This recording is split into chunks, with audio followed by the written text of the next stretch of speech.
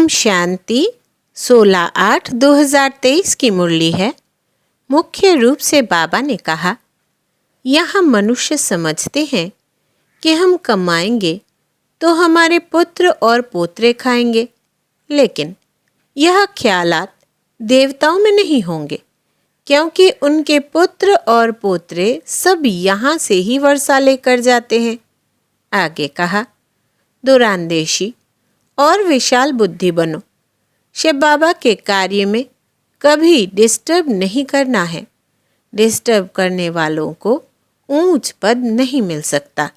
फिर कहा, अपना समय सर्विस में सफल करना है। तन मन धन सब अर्पण कर जब तक जीना है पढ़ाई पढ़ते रहना है। आपस में एक दो की ज्ञान से पालना करनी है। ऐसा कोई कार्य नहीं करना है जिससे बाप की अवज्ञा हो। अब सुनते हैं महावाक्यों को विस्तार से। बाबा ने कहा, मीठे बच्चे दुरांदेशी और विशाल बुद्धि बनो। शिव बाबा के कार्य में कभी डिस्टर्ब नहीं करना। डिस्टर्ब करने वालों को ऊंच पद नहीं मिल सकता।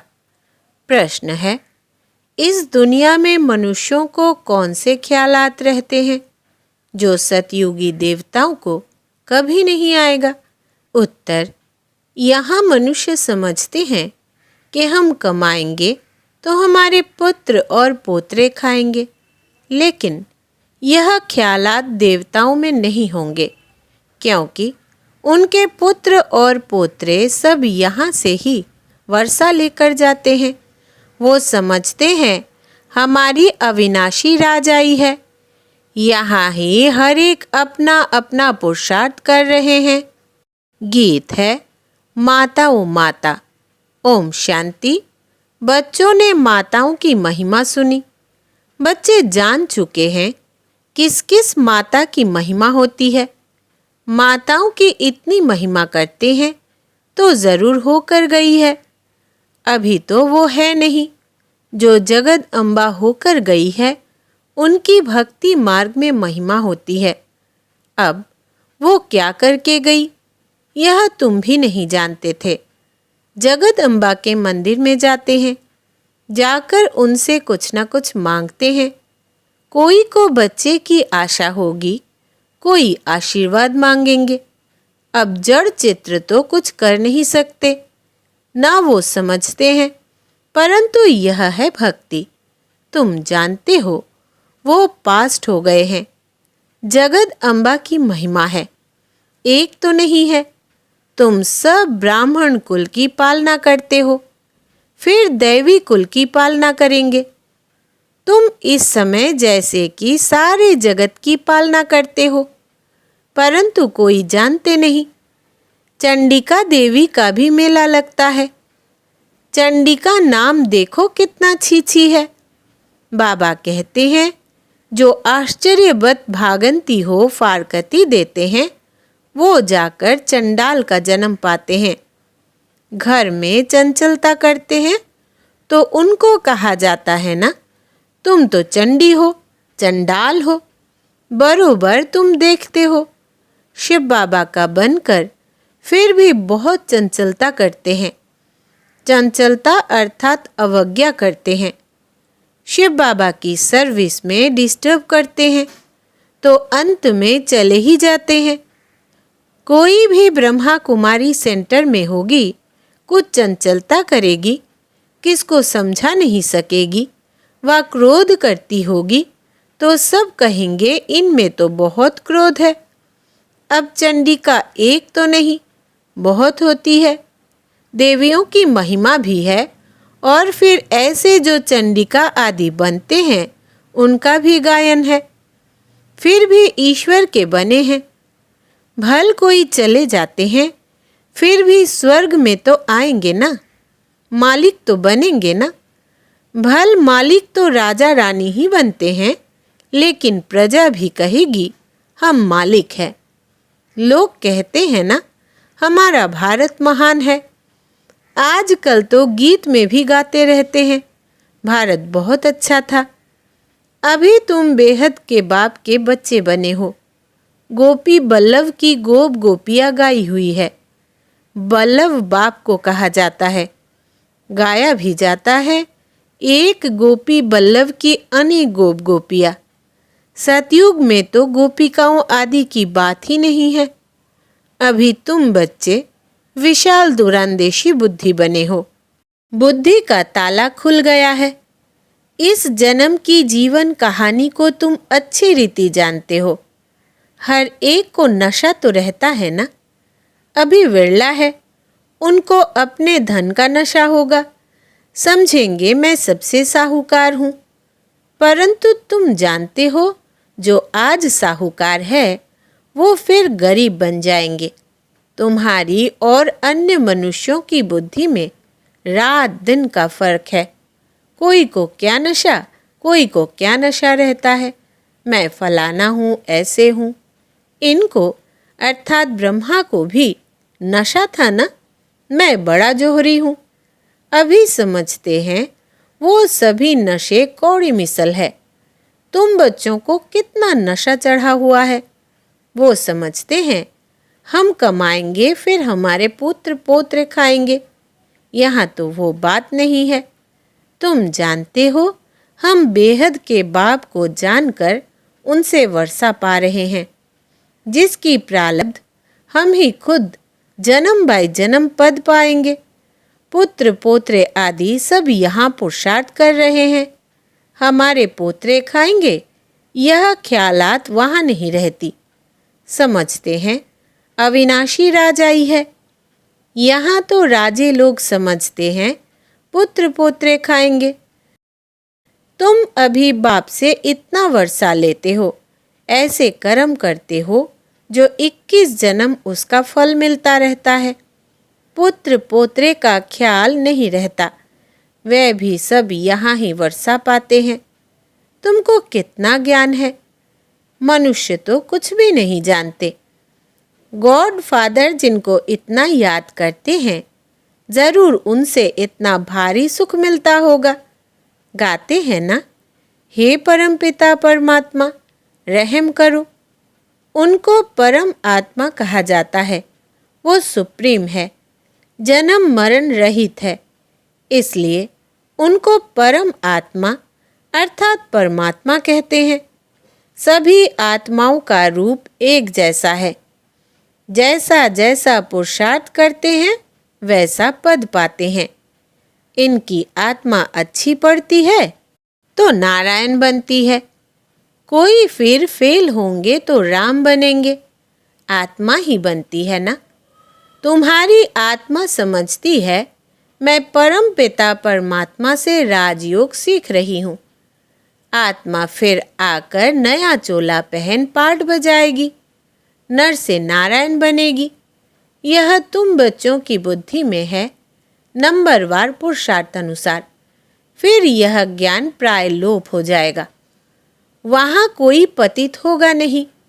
ज्ञान किसको देंगे? पतित पावन को यहाँ याद करते हैं। अच्छा समझो, गंगा पतित पावनी है तो भी वह राजयोग तो नहीं सिखला सकती है। बाप तो राजयोग सिखलाते हैं ना। यह सारा ड्रामा का राज आदि से अंत तक तुम बच्चों की बुद्धि में है। तुम सब पढ़ते तो एक ही क्लास में हो, लेकिन नंबरवार हो। शुरू शुरू में 300 की भट्ठी थी। गौशाला में हजारों की अंदाज में गौए हो तो कोई संभाल भी न सके। भट्ठी भी थोड़ी की बननी थी। उनमें से भी कोई तो चल रहे थे, कोई टूट पड़े। कई बच्चे समझते हैं हम पहले से होते तो अच्छा था, परंतु ऐसे भी नहीं है। पुराने पुराने कितने भागंती हो गए। 25-30 वर्ष वाले भी इतना नहीं याद रखते कि यह बेहद का बाप है जिससे वर्षा पाते हैं। बाबा स्वर्ग का मालिक बनाते हैं। सेकंड की बात है। बाप कहते हैं तुम मेरा बनने से स्वर्ग के मालिक बनेंगे। जीवन मुक्ति तो राजा रानी भी पाते हैं, प्रजा भी पाती है। गाया हुआ है सेकंड में जीवन मुक्ति। बच्चे जो पूरा पढ़ते नहीं हैं वो क्या करते होंगे? चंचलता। कोई कोई बच्चे तो बड़े आज्ञाकारी होते हैं, बाप से भी अच्छा मर्तबा पा लेते हैं। बाप 100-200 कमाने वाला होगा, बच्चा लखपति बन जाता है। तो अलौकिक संबंध में भी ऐसे होता है। 7 रोज वाला बच्चा 25 वर्ष वाले से तीखा चला जाता है। नंबरवार तो होते ही है। तुम वास्तव में सब सजनियां हो, एक साजन को याद करते हो। तुम जानते हो, बाप आकर हमको सुखधाम का वर्षा देते हैं। लौकिक पति है, फिर भी याद उनको करते हैं जो पतियों का पति है। पारलौकिक साजन अमृत पिलाते हैं, इसलिए उनको याद किया जाता है। फिर तुम स्वर्ग के मालिक बन जाते हो। फिर वहाँ कोई को याद नहीं करते। अभी के पुरुषार्थ से तुम 21 जन्म प्रारब्ध पाते हो। तुम्हारी बुद्धि कितनी खुली है, वो भी नंबरवार। तो बादशाही भी नंबरवार लेते हो। तुमको सब समझा दिया है। यहाँ अच्छी रीति पढ़ाई पढ़ने से तुम पद भी इतना ऊंच पाएंगे, नहीं तो अनपढ़े पढ़े के आगे भरी ढोएंगे। इसमें पुरुषार्थ बहुत अच्छी रीति करना है। अभी टाइम अच्छा है पुरुषार्थ के लिए। तुम जानते हो, जहाँ जीना है वहाँ ज्ञानामृत पीना है अथवा पढ़ते रहना है। सैंपलिंग लगाते रहते हैं।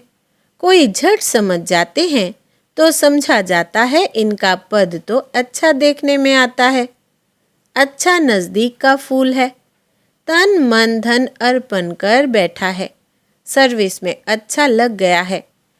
समझता है अपना समय जितना सर्विस में देंगे उतना फ़ायदा है। जैसे बाबा हम ज्ञान नेत्रहीन अंधों की लाठी बना है, ऐसे हमें भी बनना है। तुम 1-2 की लाठी बनते जाते हो। अंधा बनाया है रावण ने। यह तुमको समझाया जाता है कि इस समय सारी दुनिया लंका है, सब शोक वाटिका में है। नाम रखा है अशोका होटल, वहाँ खूब मज़े उड़ाते हैं। अभी तुम जानते हो बाबा आया हुआ है। महाभारत लड़ाई सामने खड़ी है। यह तो लगनी है, जबकि घर के गेट्स खुलने हैं। द्वापर की तो बात ही नहीं। अभी तो घोर अंधियारा है ना। ब्राह्मणों की रात अब पूरी हुई है, बाबा आया हुआ है। यह बातें तुम बच्चे ही जानते हो। स्कूल में पढ़ते हैं, कोई तो बहुत अच्छे मार्क्स लेते हैं, कोई फेल हो जाते हैं। फेल की निशानी है चंद्रवंशी में चले जाएंगे। राम को क्षत्रिय की निशानी दी है, अर्थ नहीं समझते। लव कुश की क्या क्या बातें बैठ सुनाते हैं, कितने झूठे दोष बैठ लगाते हैं।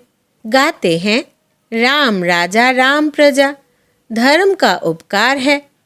फिर यह सब बातें कहाँ से आई? यह सब बातें समझने की है।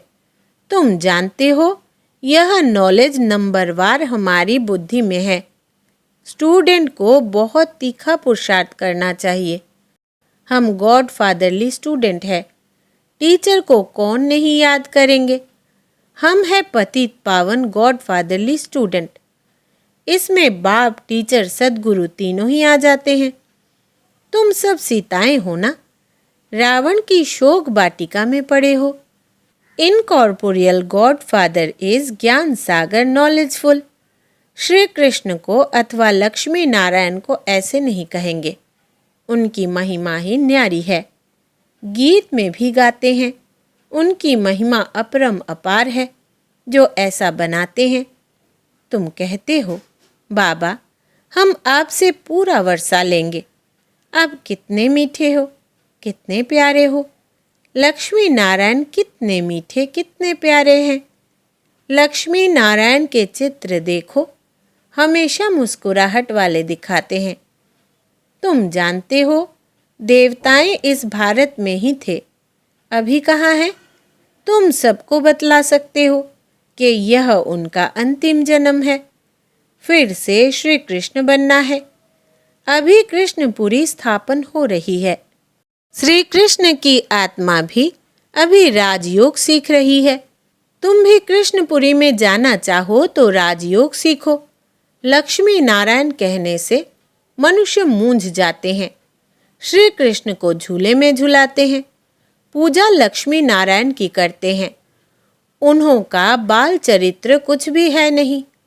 राधे कृष्ण फिर कहाँ गए, क्या हुआ, कुछ भी पता नहीं है। राधे कृष्ण कोई आपस में भाई बहन नहीं थे। अभी राधे कृष्ण का राज्य तो है नहीं। द्वापर में भी उन्हों की राजधानी का कुछ पता थोड़ी ही है। तो यह सब बातें समझने के लिए बहुत अच्छी बुद्धि चाहिए। लिटरेचर बनाने में भी मेहनत लगती है। विष्णु के अलंकार दिखाते हैं, परंतु वास्तव में विष्णु के यह अलंकार होते नहीं। विष्णु व लक्ष्मी नारायण को शंख थोड़े ही है, तो हम क्या लिखे। मनुष्य तो कुछ भी समझ ना सके। शंख तो है तुम्हारे पास, तो अलंकार जरूर ब्राह्मणों को देना पड़े। कहेंगे यह ब्राह्मण फिर कहाँ से आए, समझ नहीं सकेंगे। तुम समझा सकते हो, हम ब्राह्मण स्वदर्शन चक्रधारी हैं। यह सब बातें समझाने में बड़ी ही विशाल बुद्धि चाहिए। प्रजा में जाने वाले मोटी बुद्धि समझ न सके। समझाने में बड़ी ही डिफिकल्टी लगती है। बाबा लिखते भी हैं, सीखिलदे स्वदर्शन चक्रधारी ब्रह्मामुख वंशावली। परंतु तुम्हारे पास अलंकार कहाँ है। चित्रों में देवियों को तीसरा नेत्र दिया है, लेकिन उनको तो तीसरा नेत्र है नहीं। तुम्हारी अब तीसरी आंख खुली है। तुम शक्तियों की महिमा है। जगद अम्बा है तो बच्चे भी साथ में होंगे। मेजॉरिटी माताओं की है। माताओं को ही ऊंच उठाते हैं। अच्छा, मीठे मीठे से खिलते बच्चों प्रति माता पिता बाप दादा का याद प्यार और गुड मॉर्निंग। रूहानी बाप की रूहानी बच्चों को नमस्ते, और हम रूहानी बच्चों की रूहानी बाप दादा को याद प्यार, गुड मॉर्निंग और नमस्ते बाबा नमस्ते।